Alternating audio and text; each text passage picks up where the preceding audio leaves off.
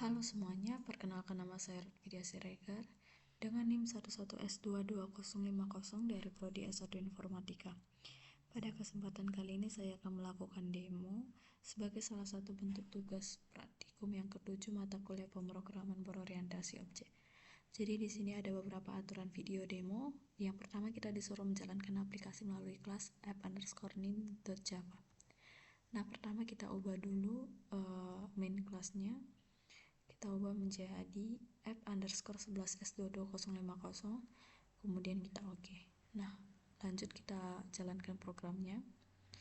Nah, yang pertama sudah, kemudian yang kedua itu melakukan tambah data tanpa mengisi tuduh. Nah, kita tambah data tanpa kita isi bagian tuduhnya ini. Keluar pesan error, data tuduh tidak boleh kosong.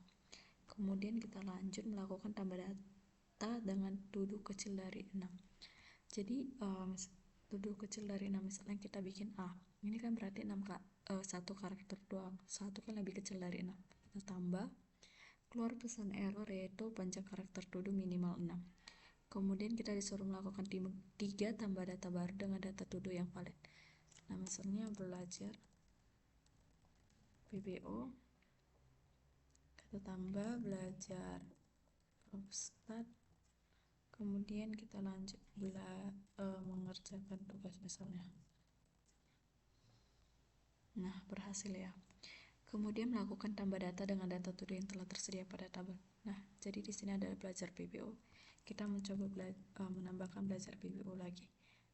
Padahal tuduh di sini kan udah tersedia. Jadi dia akan keluar pesan error, data tuduh telah tersedia. Jadi di sini nggak boleh kita menambahkan data tuduh yang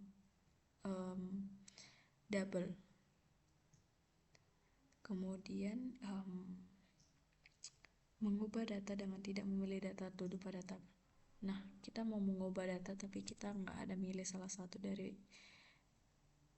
tuduh yang telah tersedia nih. Kita langsung ubah, muncul pesan error belum ada data tuduh yang dipilih. Kemudian kita mengubah data tuduh dengan data kosong. Misalnya kita ubah belajar Propstat ini menjadi data kosong, kita ubah, muncul pesan error data tuduh tidak boleh kosong. Kemudian mengubah data tuduh dengan panjang karakter kurang dari 6. Kita ubah belajar Propstat ini menjadi A aja. Kita ubah panjang karakter tuduh minimal 6. Error dia. Kemudian kita lanjut ke mengubah data tuduh dengan data yang telah tersedia pada tabel. Nah, kita ubah belajar Propstat ini misalnya menjadi belajar PBO. Dimana belajar PBO udah ada ya. Kita ubah error, data tuduh telah tersedia. Kemudian kita lanjut mengubah data tuduh dengan data yang telah tersedia. Mengubah data tuduh dengan data yang valid. Kita misalnya mengubah belajar Propstat menjadi belajar SISTI. Kita ubah tuduhnya berhasil diubah yang darinya tadi belajar Propstat menjadi belajar SISTI.